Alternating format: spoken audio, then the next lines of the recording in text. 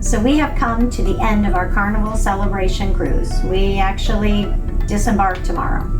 And so we want to go over the top 10 reasons that you should take a Carnival Celebration cruise. Right. But before we actually start, I want to talk a little bit about what we kind of expected coming onto a Carnival ship. Now, we started cruising on a Carnival ship like a lot of people did years ago. That was the first cruise we took. We went on Carnivals. We didn't go on anything else.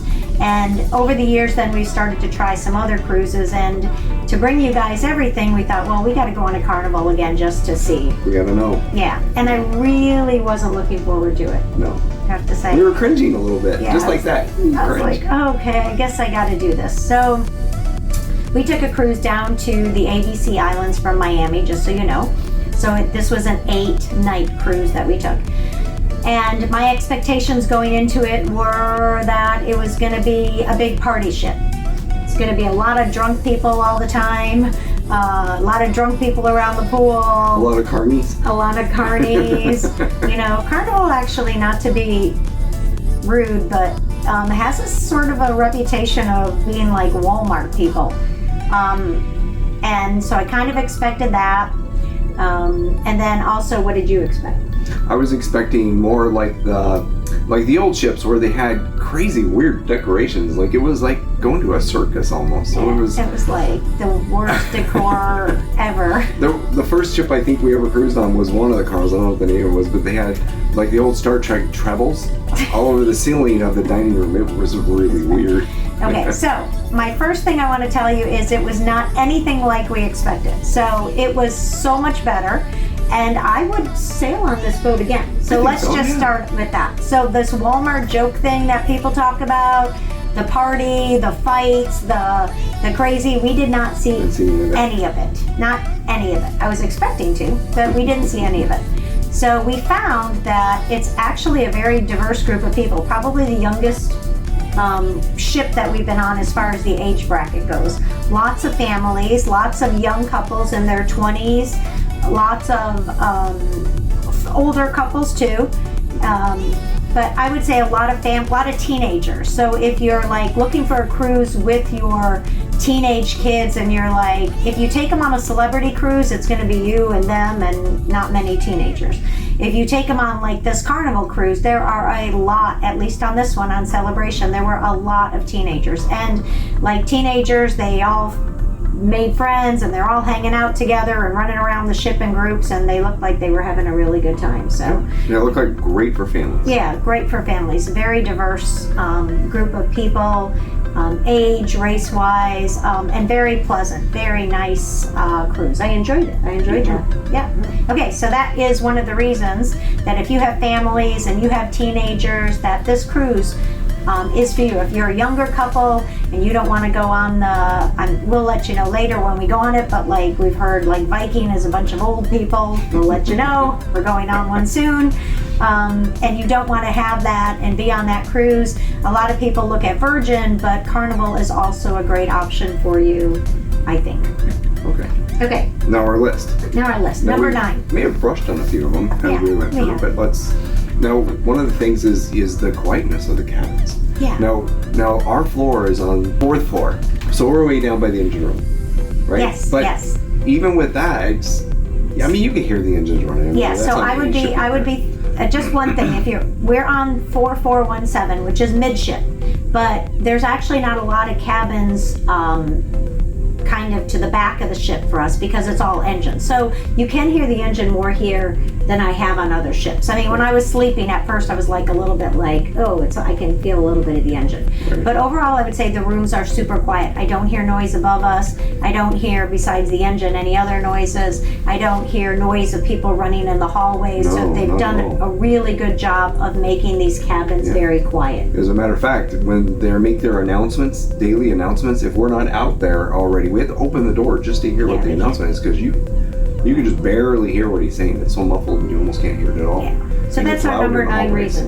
Yep. Number 9 is the cabins are really quiet, which you want when you're trying to get some sleep and rest, and you've got kids all over the place. You want quiet cabins.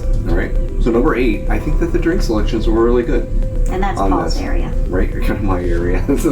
So as you know, I drink bourbon, right? And I found that the bourbon selections were really good on a couple of the bars. Yeah. Right? So it wasn't the same selection on all of them, but they had their back at the back of the boat, which is called the Pig and Anchor.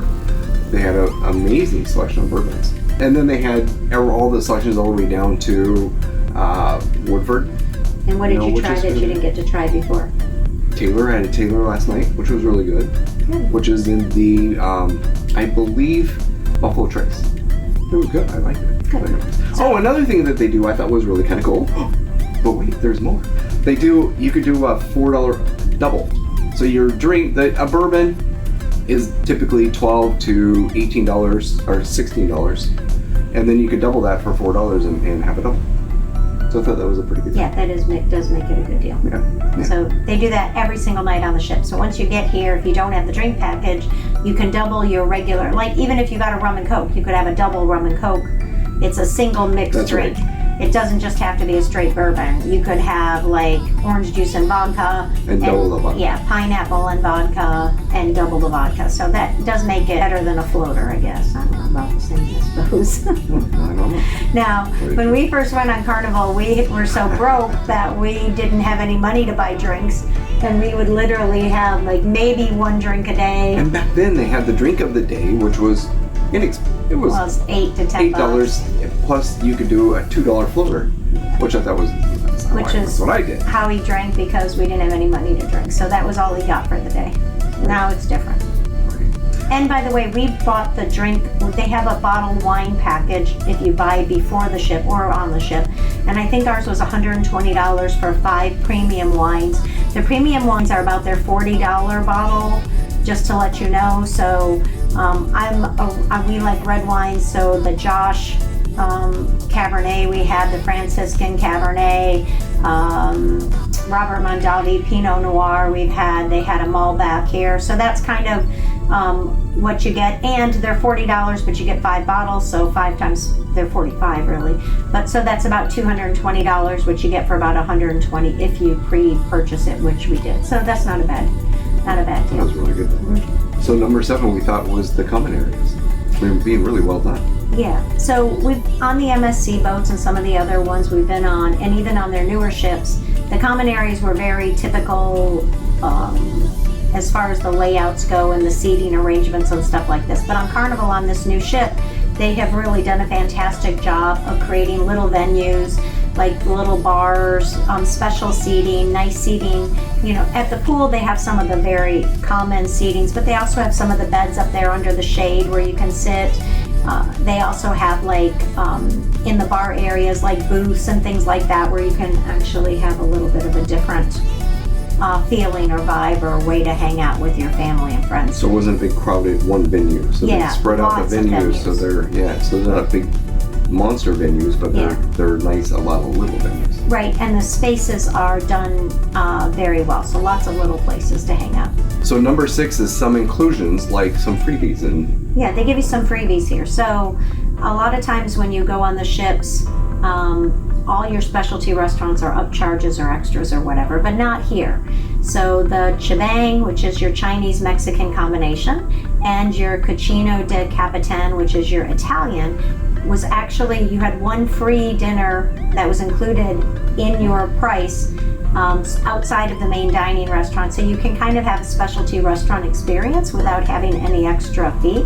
And I thought that was just a nice little perk, so you that was really cool too. Yeah, have a little difference there. And we'll talk more about the food, but that is a good little perk. What kind of takes us to the next thing is the low cost extras. So when they don't charge you like a huge amount of money for the extras that you get. Right. So one of the restaurants they have here, which is a specialty one, is the 1397 Bistro, which is like an Emerald's New Orleans restaurant style, and had some of the best beignets outside of Cafe Du Monde in New Orleans. 6 for a whole $5, which I thought was a really good deal. Right, so the upcharge was $5 for beignets, but if you went to a place like Cafe Du Monde and whatever, it would be probably $12 or $20. Well, that was a long time ago, but just $20. Yeah, it might be. Or the dinners there, we had great rice and beans and gumbo, and which were really good. Which were actually phenomenal. They did a great job. $6 for that. So there was no a big upcharge on some of when the things were extra, they didn't like, be like, okay, now it's $40 to eat at this. There were some really great prices on the upcharges. Right. So it's nice here that you've got really low cost extra things to do.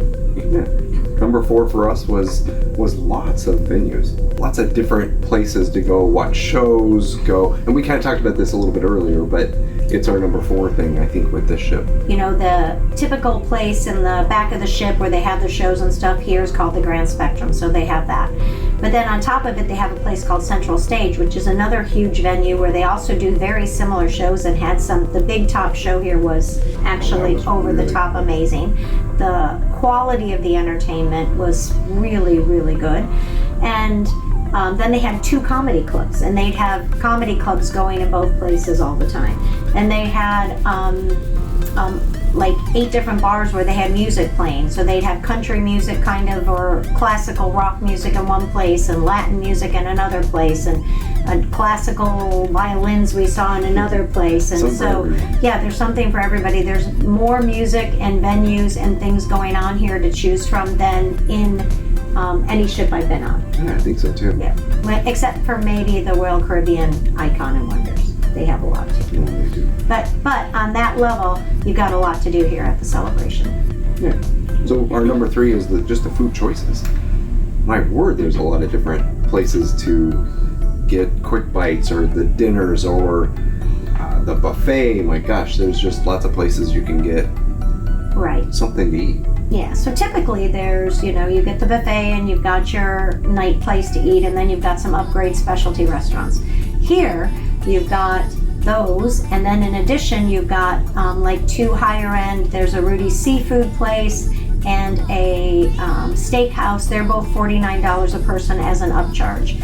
Then you've got the $13.97 Emerald Lagasse's place, which is, like we just said, inexpensive at $6. Then you got the Chibang and the Cucina place, and then you've got Guy Fieri's Burgers. You've got a big chicken place, which I ate had a lot of chicken tenders. Which, by the way, there's no upcharge for. Oh, no upcharge. The Guy's Burger joint is no upcharge in or Big Chicken. Shaq's Big Chicken. Right, and most of the places. What is the burger joint that's on a lot of the other boats is Johnny Rockets. Which they charge you an upcharge for. Here, it's all included. Burger, fries, big chicken, taco place, seafood place, fry place, wing place, pizza, sandwiches. But there's like 15 different food choices. So this is a place where if you want to eat 24 hours a day almost, you can do it. And you can have something different. It took us all 8 days just to eat at every place. Well, one other thing I thought was really kind of cool about the ship is a lot of the ships now serve gelato, right? But it's an upcharge for gelato on this boat. No upcharge. Nope. So it was really kind of cool. Yeah, your ice cream, where you go get your own cone of ice cream. But then they also had like 2 flavors of gelato every day, which I thought was really cool. Yeah. I thought that was a great little touch. They also have a candy store. They also have the coffee shop. So they it's crazy amount of food choices. Now our number 2, we didn't get to see it personally because it's the kids' camp. But we were talking to some of the kids in the elevator. There was just one of them this morning was so excited to go to camp. He didn't even want to go to the water slides up at the top. He wanted to go to camp. Mom and Dad are like, we're going to the water slides. He's like, no, I want to go to camp. The camp's open. I want to go to camp now. I don't want to go to the water slides. We're like, okay, that's a good camp when the kids are. So we asked another girl in the elevator. That was crying, by the way. She was having a fit. She was having a fit. How was camp? And she came right out of it and was like, oh my God, it was so great. So much fun. She was about like a little 3-year-old. Yeah. And the boy was about 5. And so they just, I would say as a parent, wanting your kids to have a good time, and then you want to have a good time without the kids and not have to send them off someplace they don't want to go to and are kicking a fit, because we've seen some of those, right? Not on this ship. They're all so excited to go there that I think that really would be a very, very good reason to take Carnival Celebration as a parent. Kids camp. And our number 1 thing on this ship that they really did well, I believe. Yeah, better than any we've seen anywhere else. Right, and the biggest that we've ever seen, and the most crowded. Everybody's playing in the casino. Big casino here. Huge casino, and I am not exaggerating when I say every slot machine has somebody sitting at it. Now, I think this is because we've spoken to a few people here, and it seems that if you are a gambler and you're going to gamble on your cruises, that Carnival gives you free cruises like right away. Like comp cruises. Like we met quite a few people here. At least a half a dozen people we talked to are here on comped cruises. Right. For gambling. And I can see if they sit there. Now they're telling us that the trick is, I don't know, it's not about how much you gamble, but how much time you have your card in the slot. So if you're spending time at the casino, then they're counting that time, and that's how they're determining whether they give you a free cruise or not. Now, we're not big gamblers, you guys know if you watch, and we didn't really win a lot. We actually lost some money here, but not a ton. First time in a long time. Yeah, well, the last one we did too. Last 2 cruises we weren't so lucky, which was MSC. But you know, we asked other people, are you guys winning? And they're like, some will say yes and some will say no, but there were some winning, and they're kind of like, well, I'm going to gamble anyway, so I know I'm going to get a free cruise from it, so that's kind, of their trade-off. And was it this cruise or the last cruise? Somebody said that there were 6,000 that was the last one. That was the last one. So, you know, I just think that if you're into that, we played a little blackjack. They have some roulettes. They have some craps tables. They have 21 and a whole bunch of other games that I don't even know anymore. Baccarat even on the ship. Yeah. So if you're a gambler and that's something you like to do on a cruise ship, I think that this is a great. This would be the choice to go on if I was that person. Yeah, I'm sure. Anyway, so I was actually very pleasantly surprised with Carnival. Yeah, I was too. With the celebration. Now, it's not one of their older ships.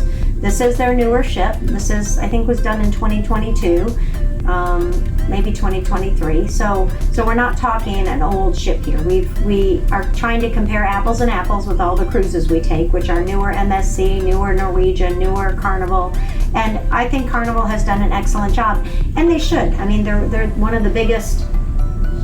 You know, one of the biggest cruise ships out there, and a lot of people on this ship have come back and back and back and been on Carnival and Carnival and Carnival and Carnival, so we would recommend Carnival. I was pleasantly surprised. I would come on a Carnival ship again, one of their newer ones. I thought that they offered a really great value and product here, and I would absolutely try Carnival again. Now, if you want to find the reasons you shouldn't take a Carnival cruise, watch our next video. And if you want to find out how it compares to the other ships, keep tuning in, because we're cruising the whole year just to bring you guys and find out for ourselves which ships are best for us. Okay.